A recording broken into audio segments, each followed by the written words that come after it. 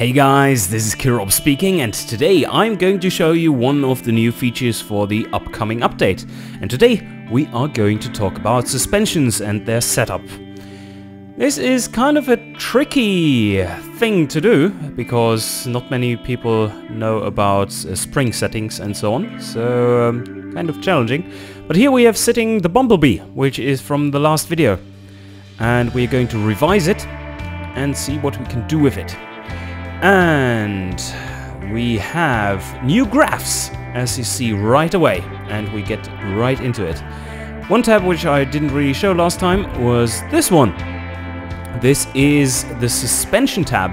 It's also very much work in progress, but here you can see the front suspension and rear suspension setup, and the parameters you can tweak are camber, spring stiffness, damper stiffness, and anti-roll bar stiffness. So I've already set up the car a bit. We will be providing, because it's kind of hard to know and tweak, we will be providing a quick mode, like an easy mode, like in the for the turbochargers, where if you use that, you get a reasonable setting like comfort or sporty or like all round or off-road or something like this. And of course you can always customize your setting to your liking.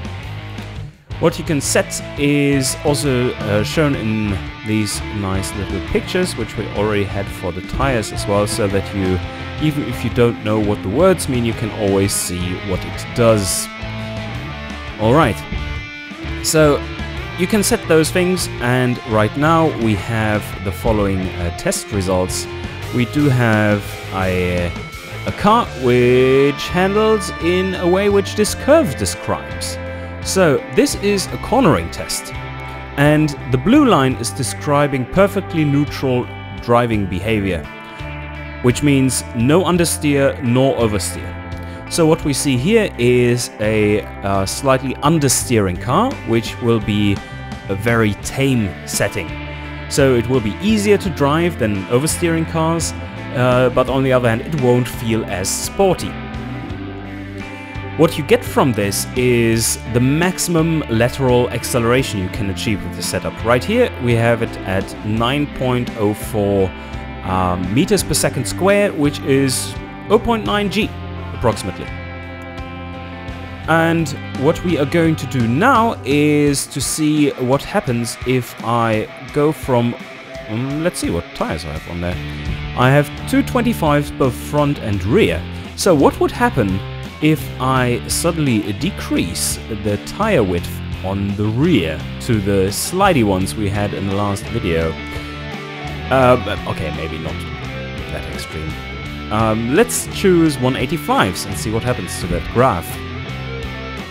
Whoa! Yes, as you can see, it is still somewhat broken, but this definitely means that the curve is going upwards and then asymptotically coming back. Why? I don't really know, it's buggy. But let's see if we can have this a bit more moderate. As you can see, this slight change did have quite a big effect. Ah, this is very nice.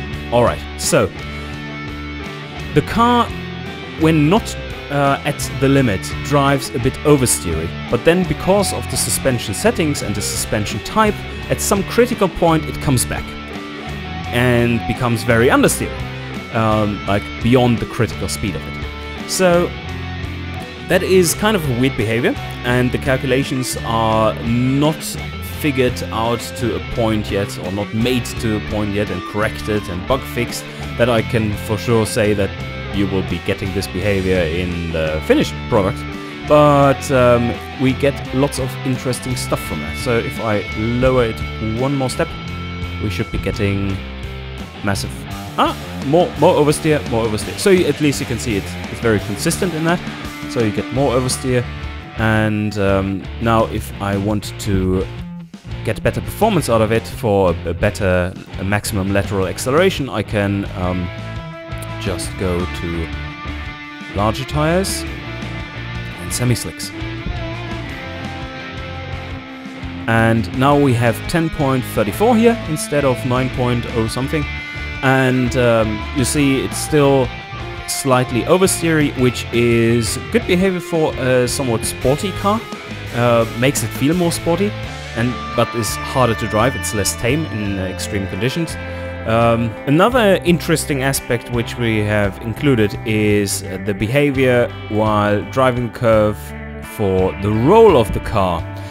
And this is this value here. I've now changed the settings such that it's super soft and really much too soft.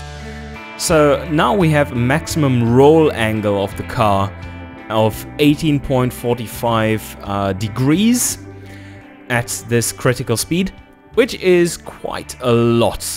So let's see how this behaves when we put some anti-roll bar in there, or sway bar stiffness up.